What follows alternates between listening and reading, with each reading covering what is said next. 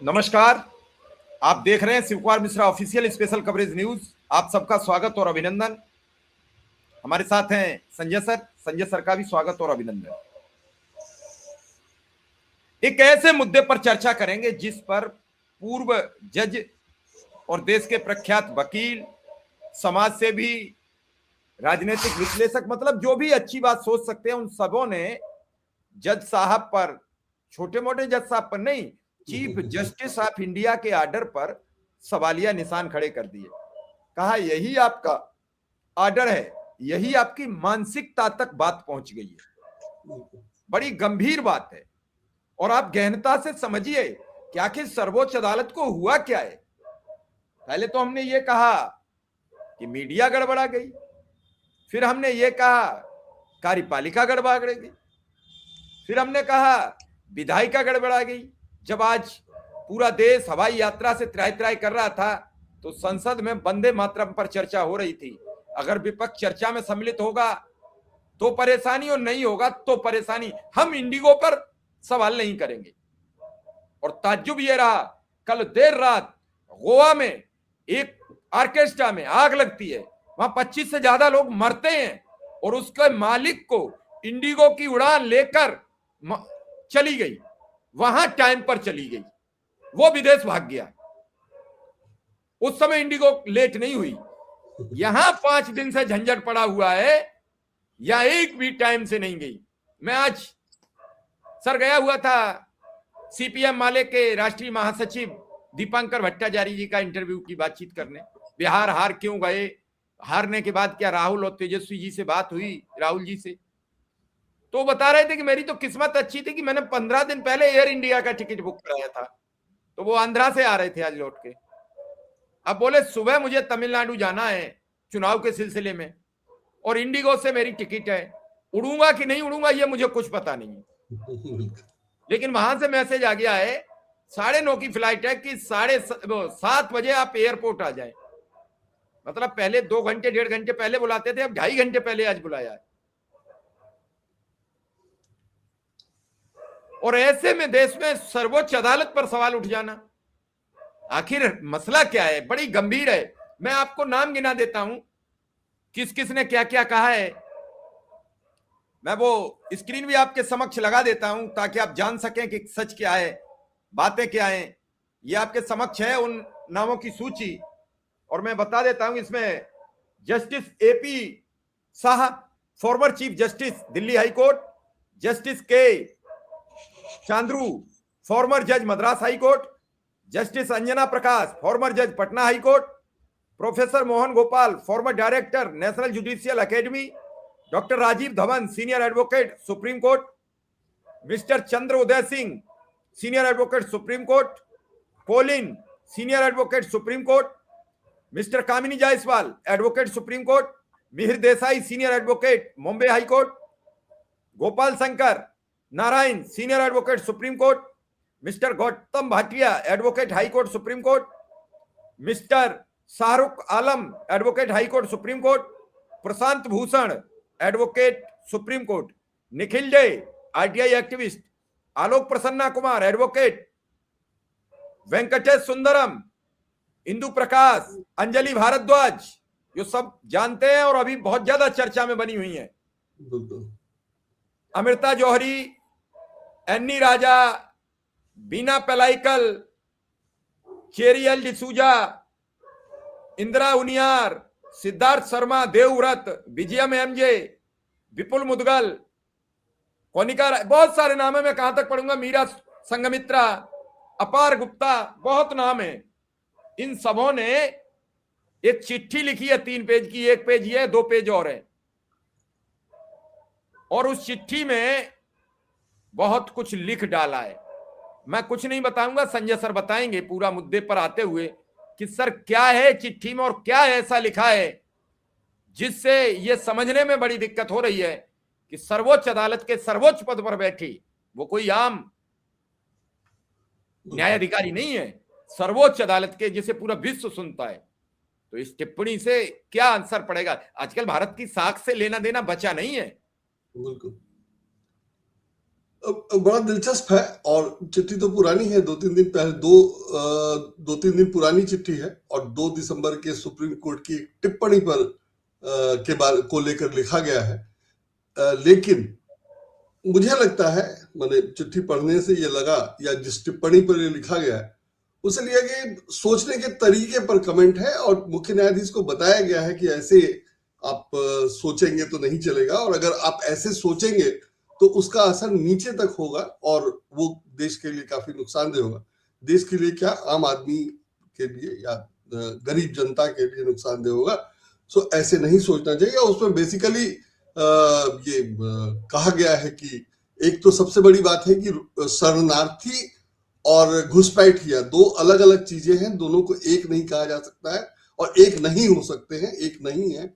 और मुख्य न्यायाधीश अगर दोनों को एक कहें तो वो जाहिर है कि गंभीर बात है, और उसी को लेकर के बेसिकली उसमें कहा गया है। और शरणार्थी के प्रति जिम्मेदारी की बात है कि शरणार्थियों के लिए तो 1971 में बांग्लादेश के युद्ध के समय भारत ने क्या नहीं किया था। और मुझे याद है, हम लोग उस समय छोटे थे, डाक टिकट पर 2-3 पैसे का एक्स्ट्रा लगता था, या 5 पैसे का हर डाक टिकट पर। उस समय डाक मतलब जीएसटी तो था नहीं कि सेस लगा दिया जाता, तो डाक टिकट पर एक्स्ट्रा लगता था। और हम लोग को याद है कि काफी सरकार उसमें खर्च उठाकर, मेहनत कर या परेशानी उठाकर शरणार्थियों की सेवा की व्यवस्था की गई थी। और तब किसी को नहीं लगा था कि ये गरीब देश है और ये करना चाहिए कि नहीं करना चाहिए, कोई सवाल ही नहीं था। शरणार्थी है, उनकी सेवा, उनकी जरूरत है, ये होना चाहिए। तो यही इसमें भी बताया गया है, इस चिट्ठी में भी बताया गया है कि शरणार्थी और घुसपैठिया अलग अलग चीज है, और घुसपैठिए की बात अलग है, लेकिन शरणार्थी के साथ नहीं। आप ऐसे शरणार्थी को घुसपैठिया नहीं कर सकते। और दूसरी जो खास बात ये है कि मुख्य न्यायाधीश को जो टिप्पणी है उस पर आते हैं, आप भी वो स्क्रीनशॉट उसका दिखा सकते हैं कि जो मुख्य न्यायाधीश की जो टिप्पणी है वो एक ऐसे मामले में है कि 5 रोहिंग्या पुलिस के हिरासत से लापता हो गए हैं, उसके बारे में मुकदमा था। और उसमें मुख्य न्यायाधीश ने टिप्पणी की थी कि क्या हम उनके लिए लाल कालीन बिछाते टाइप से, और भारत गरीब देश है, उनकी व्यवस्था कैसे करेगा वगैरह। तो उसमें ये कहा गया है कि देश में अगर कोई नागरिक है, कहीं का है, वैध अवैध ढंग से कैसे भी रह रहा है, तो उसकी सुरक्षा की जिम्मेदारी तो बनती है। और ये नहीं कहा जा सकता है कि चूंकि वो नागरिक नहीं था, या अवैध रूप से रह रहा था, या शरणार्थी था, इसलिए हम उसकी चिंता नहीं करेंगे, और पुलिस उनके साथ 3rd डिग्री का ट्रीटमेंट करे, ये तो बिल्कुल भी अनुचित है। 3rd डिग्री ट्रीटमेंट तो किसी के साथ नहीं होना चाहिए, और वगैरह वगैरह। तो इस ढंग से ये सारी बातें हैं। तो मैं इसको जिस चिट्ठी में जिस ढंग से है, मैं उसको उसी हिसाब से आपको बताता हूं। तो इसकी शुरुआत में ही कहा गया है कि खुला पत्र है, और खुले पत्र की चर्चा अब चूंकि महत्वपूर्ण हो गया है, इसकी काफी चर्चा है। और अभी इंडिगो के मामले पर सरकार कुछ कर नहीं पा रही है, सुप्रीम कोर्ट ने कुछ नहीं, सुप्रीम कोर्ट से कोई आदेश नहीं है, और सुओ मोटो सुनवाई से इनकार कर दिया सुप्रीम कोर्ट ने, आज सुनवाई से इनकार कर दिया। बिल्कुल बिल्कुल। और पहले जो था कि suo motu supreme court action लेता था या सुनवाई करता था, वो सब तो छोड़िए। अब जब सुनवाई की मांग होती है तो सुप्रीम कोर्ट सुनवाई नहीं करता। मतलब इतने दिन से ये चल रहा है, लाखों यात्री परेशान है, और तमाम लोगों ने टिकट पहले कटाए थे, जैसे अभी आपने बताया, और वो टिकट आज जाके पता चल रहा है कि नहीं मिल रहा है। और अब टिकट जो है सो जाहिर है उसको ज्यादा में पैसे में खरीदना पड़ेगा। तो ये सब कंपनसेट कौन करेगा, और उसके लिए वो कहाँ जिम्मेदार है जिसने पहले ही टिकट खरीद लिया था। तो एक तो जिसने पहले टिकट खरीदा था, सस्ते के लिए खरीदा था, सस्ते में खरीदा था, अब उसको अचानक अंतिम समय में पता चल रहा फ्लाइट कैंसिल है, या आपका टिकट नहीं जाएगा, या आपका टिकट वापस कर देंगे। तो वापस तो आज के किराए के बराबर कीजिए ना। तो आज का किराया तो ज्यादा है, हालांकि उसमें सरकार ने कैप लगाया है, लेकिन वो उस पर भी कहा जा रहा है कि नहीं, कैप से ज्यादा लोग वसूल रहे हैं, वगैरह वगैरह। तो हालांकि वो सब अलग मामला है, तो उसकी बात नहीं। हम लोग इस मुख्य न्यायाधीश को लिखे गए खुले पत्र की बात करते हैं। इस पत्र में कहा गया है कि सुप्रीम कोर्ट और आपके ऑफिस की शान सिर्फ फैसलों की संख्या या प्रशासनिक उपायों से नहीं, बल्कि उस इंसानियत से ज्यादा नापी जाती है जिसके साथ वे फैसले सुनाए जाते हैं और उन पर विचार किया जाता है। पत्र में उनसे अपील की गई है कि अपने सार्वजनिक बयानों, मुख्य न्यायाधीश से अपील की गई है कि अपने सार्वजनिक बयानों, अदालत में अपनी टिप्पणियों और न्यायिक फैसलों में सभी के लिए, चाहे वे किसी भी मूल के हों, मानवीय गरिमा और न्याय पर आधारित संवैधानिक नैतिकता के प्रति प्रतिबद्धता को फिर से पक्का करें, फिर से पक्का करें, मुख्य न्यायाधीश के लिए कहा जा रहा है। ये खास बात है और ये चिट्ठी सार्वजनिक चिट्ठी भी लिखा गया है। देश के मुख्य न्यायाधीश को यह चिट्ठी 2 दिसंबर 2025 को सुप्रीम कोर्ट की बेंच द्वारा रोहिंग्या शरणार्थियों के बारे में की गई टिप्पणी पर गहरी चिंता जाहिर करने के लिए लिखी गई है। बेंच भारत के 5 रोहिंग्या शरणार्थियों के पुलिस हिरासत से गायब होने का आरोप लगाने वाली याचिका पर सुनवाई कर रही थी। सुप्रीम कोर्ट को न सिर्फ इस याचिका को खारिज कर दिया, जागरण.com की खबर के अनुसार याचिकाकर्ता को फटकार लगाते हुए केंद्र सरकार को नोटिस जारी करने से भी इनकार कर दिया। 16 दिसंबर को रोहिंग्या शरणार्थियों पर सुप्रीम कोर्ट में सुनवाई होनी है। इसी बीच सर्वोच्च न्यायालय में एक याचिका दायर की गई। इसमें 5 गुमशुदा रोहिंग्या शरणार्थियों के मामले पर भी 16 दिसंबर को सुनवाई की मांग की गई थी। अब 16 दिसंबर को सुनवाई की खबर अलग होगी। हालांकि सुप्रीम कोर्ट ने इस पर सुनवाई करने से मना कर दिया और तभी ये चिट्ठी ली गई है। अदालत ने कहा था, आपको पता है कि रोहिंग्या घुसपैठिए हैं। हमारी उत्तरी सीमा बेहद संवेदनशील है। आपको अच्छी तरह से पता है कि देश में क्या हो रहा है। इसके बावजूद अगर कोई अवैध तरीके से देश में आता है तो क्या आप चाहते हैं कि हम उनके लिए रेड कार्पेट बिछाएं? खुले पत्र में मुख्य न्यायाधीश से कहा गया है कि बेंच की बातें मुख्य संवैधानिक मूल्यों के खिलाफ है। रोहिंग्या शरणार्थियों के प्रति इसका अमानवीय असर हो सकता है, जबकि इनकी मानवता और मानवाधिकार हमारे संविधान, कानून और अंतर्राष्ट्रीय कानूनों से सुरक्षित है। शरणार्थियों के, रोहिंग्या शरणार्थियों के पत्र में आगे कहा गया है, अदालत ने शरणार्थी के रूप में रोहिंग्या की कानूनी स्थिति पर सवाल उठाए। उनकी तुलना भारत में गैर कानूनी तरीके से आने वाले घुसपैठियों से की गई है। उन लोगों का जिक्र किया गया है जो हमारे देश में घुसने के लिए सुरंग बनाते हैं। यह सवाल किया गया है कि क्या ऐसे लोग खाना, रहने की जगह और पढ़ाई के हकदार हैं? शरणार्थी को संविधान से मिले बुनियादी हकों से इनकार करने के लिए देश की गरीबी का बहाना बनाया गया है और यह सवाल किया गया है कि भारत में उनके साथ होने वाले बर्ताव में थर्ड डिग्री ना हो। मैंने जज साहब ने पूछा था कि वो शरणार्थी हैं, अवैध ढंग से भारत में रहते हैं, तो क्या उनके साथ थर्ड डिग्री नहीं हो? तो इसीलिए इस पत्र में ध्यान दिलाया गया। हाँ, ये चिट्ठी अंग्रेजी में है, इसका अनुवाद मैंने किया है और मैं अनुवाद पढ़ रहा हूँ।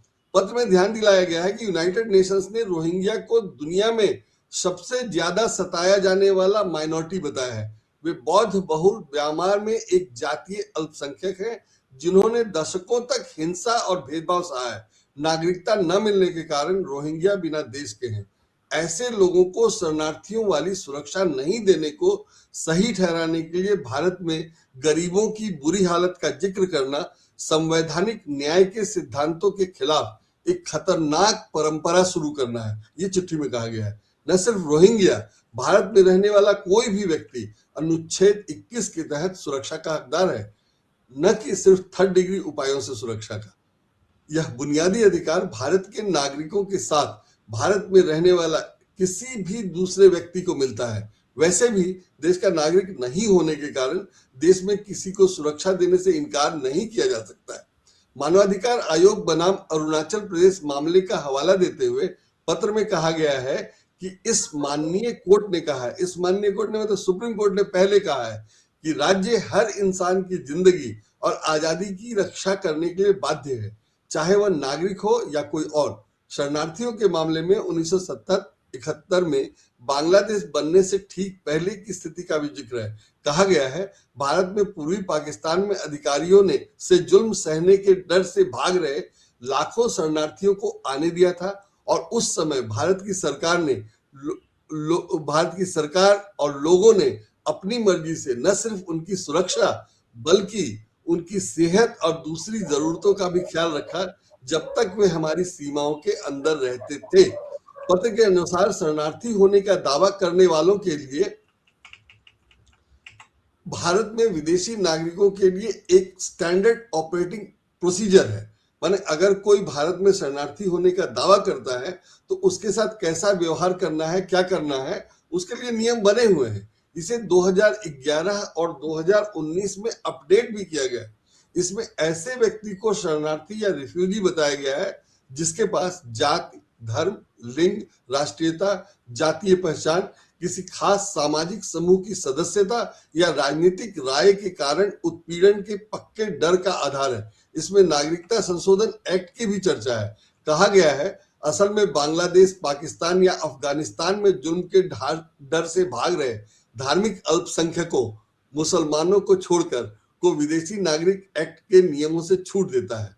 इस कानून की भेदभाव वाली प्रकृति पर सवाल उठाने वाली कई रिट याचिकाएं अदालत में लंबित है, ये भी बताया गया है। कहा गया है भारत ने हमेशा शरणार्थियों को प्रवासियों से अलग दर्जा दिया है। भारत के पास अलग अलग प्रोफाइल के शरणार्थियों को होस्ट करने का एक मजबूत ट्रैक रिकॉर्ड है और नेशनल सिक्योरिटी के हितों और अपने नागरिकों की चिंताओं को बैलेंस करते हुए मानवीय सुरक्षा देने का अनुभव है। यह भी कहा गया है कि पत्र में कहा गया है कि न्यायिक अधिकार संवैधानिक नैतिकता, दया और इंसानी सम्मान की सुरक्षा के सिद्धांतों पर बना है। मैं फिर से पढ़ता हूं इस वाक्य को। पत्र में यह भी कहा गया है कि न्यायिक अधिकार संवैधानिक नैतिकता, दया और इंसानी सम्मान की सुरक्षा के सिद्धांतों पर बना है।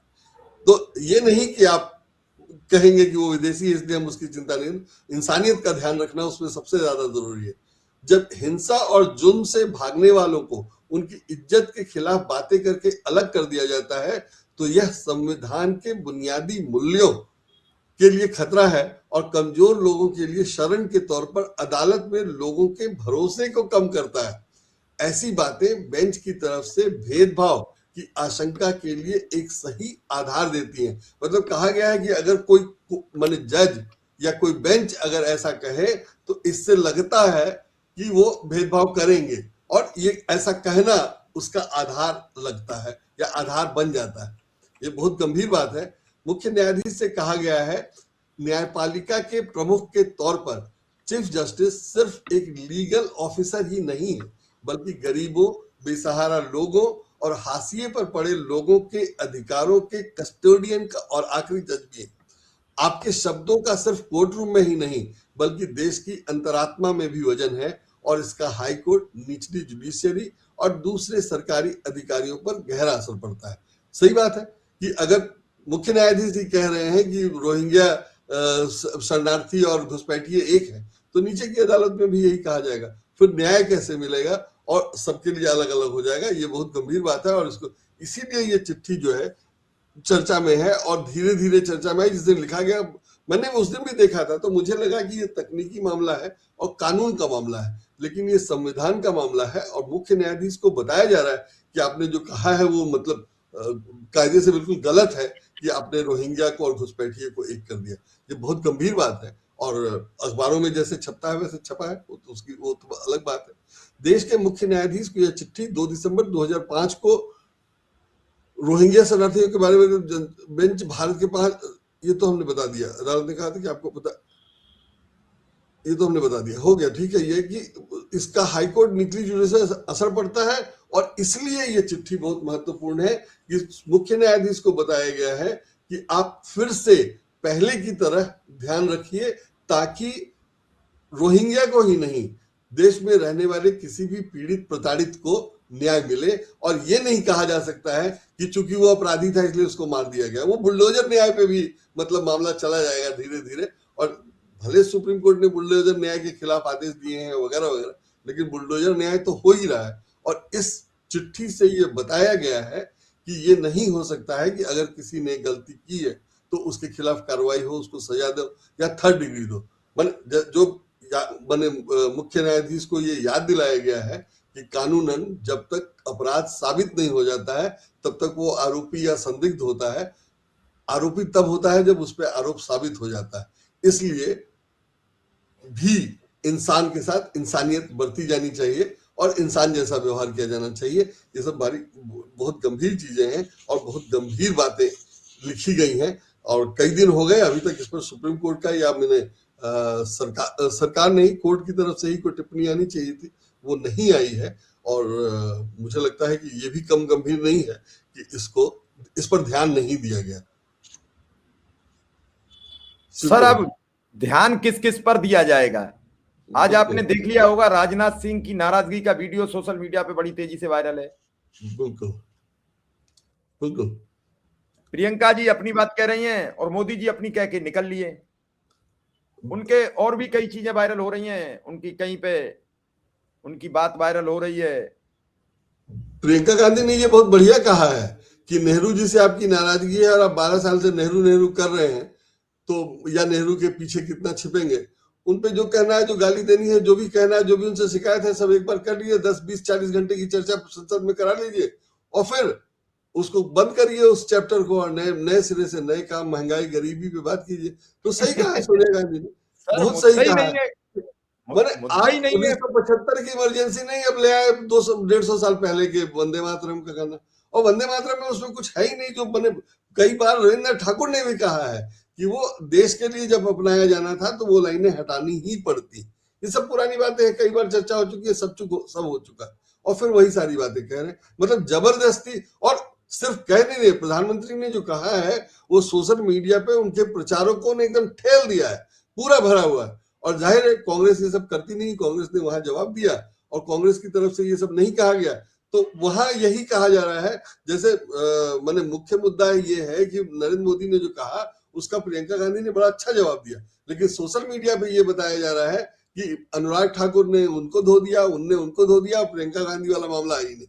तो ये सब चल रहा है और ये सब प्रचारक ऐसे ही काम करते हैं, यही सब चल रहा है। अब चलिए सर, ये देखते हैं इस पत्र के बाद क्या चीफ जस्टिस ऑफ इंडिया पर असर पड़ेगा। हालांकि आज असर पड़ा कि इलाहाबाद की टिप्पणी थी बड़ी भयंकर। एक बेटी को लेकर इलाहाबाद के एक जज साहब हैं राम मनोहर नारायण मिश्रा, उन्होंने टिप्पणी कर दी थी कि किसी बिटिया के अंग छूना, नाड़ा तोड़ना अपराध नहीं होता है। तो आज उस पर उन्हें कड़ी फटकार लगाई गई है और वो रेप के दायरे में नहीं आता है। तो सर्वोच्च अदालत अब कुछ बदलेगी, क्योंकि रोज नसीहतें जाएंगी। ये वाला मामला तो संस्कारी है, सनातनी है, तो इसलिए कह दिया। लेकिन रोहिंग्या वाला मामला ज्यादा गंभीर है ना, मानवाधिकार का मामला ज्यादा गंभीर है ना, बुलडोजर ले ज्यादा गंभीर है ना। सर सब जगह देश की साख बिगड़ रही है, हर मुद्दे पर, हर मुद्दे पर। बिल्कुल, इसलिए हर मुद्दे पर बात करना बहुत आवश्यक है, बहुत जरूरी है। बिल्कुल बिल्कुल। और बात यहाँ हो रही है वंदे मातरम पर, बात होनी चाहिए थी एसआईआर पर, तो हो रही है चुनाव सुधार पे। अरे सर, एसआईआर गले की हड्डी उत्तर प्रदेश में बन गया है। एसआईआर गले की हड्डी उत्तर प्रदेश में बन गया, जहां 3 करोड़ वोट कटेंगे। और कहां कट रहे हैं? 4 लाख कट रहे हैं नोएडा में, 5 लाख कट रहे हैं गाजियाबाद में। तो जो लाखों वोटों से बीजेपी की जीत का अभियान वर्षों से चल रहा था वो टूट जाएगा। और कहां कट रहे हैं? मुरादाबाद में। और कहां कट रहे हैं? लखनऊ में। कहां कट रहे हैं? आगरा में।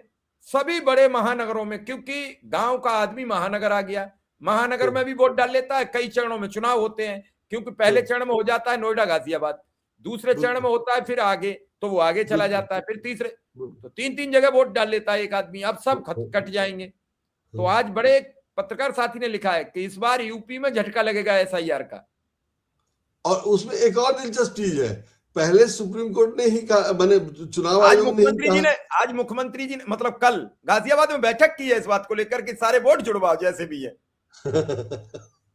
और नहीं, वो जो डुप्लीकेशन चेक करने वाला सॉफ्टवेयर है, पहले चुनाव आयोग ने कहा था कि हमारे पास ये सॉफ्टवेयर है और उससे हम चेक कर लेते हैं, और अब कह रहे हैं कि वो काम नहीं करता है।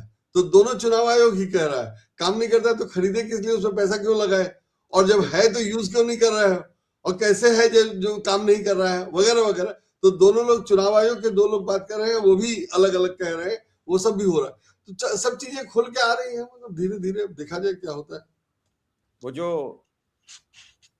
एक शायर है वो कह देते हैं सारे लोग खुल के मैदान में आ गए हैं, तो सब मैदान में आ रहे हैं, देखना है क्या होगा। चलिए सर, आपका आभार, धन्यवाद और नमस्कार।